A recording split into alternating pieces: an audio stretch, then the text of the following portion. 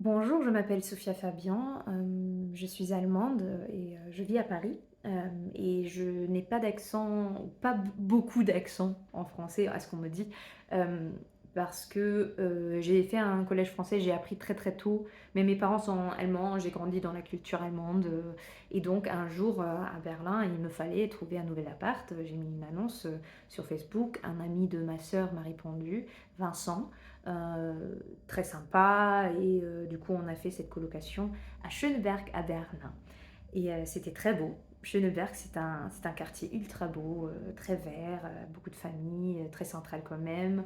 On était, dans la cour, ou derrière la cour, du coup on avait fenêtre sur cour, même si c'était le rez-de-chaussée, c'était très, très beau comme appart.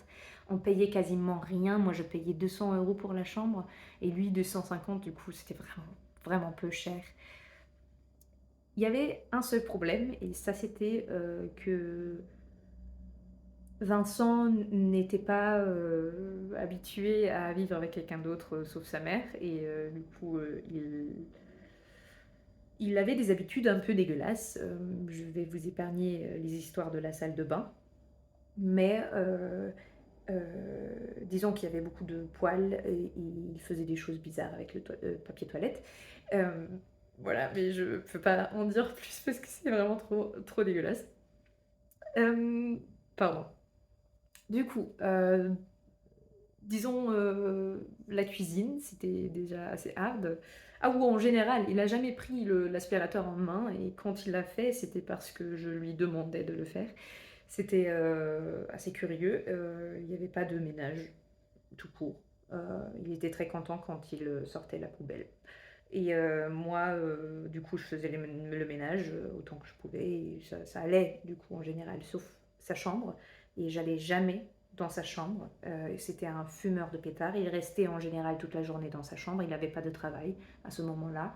Et il jouait des jeux vidéo, il fumait des pétards, il mangeait aussi dans sa chambre. C'est-à-dire que de temps en temps, j'avais pas beaucoup d'assiettes dans la cuisine, et un jour, il y avait plus aucune assiette et je ne pouvais pas manger, et du coup, j'étais forcée d'aller dans sa chambre. Lui, il n'était pas à la maison, et du coup, bouche et nez fermés, pardon, bouche et nez fermés, je suis rentrée dans sa chambre, et c'était pire que ce que j'avais imaginé.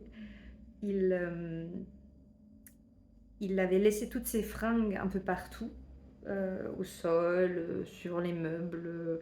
Il y avait des assiettes sur son bureau, mais aussi au sol et sur une petite table basse qu'il avait. Et tout était plein de restes pétards, ça sentait le cendrier.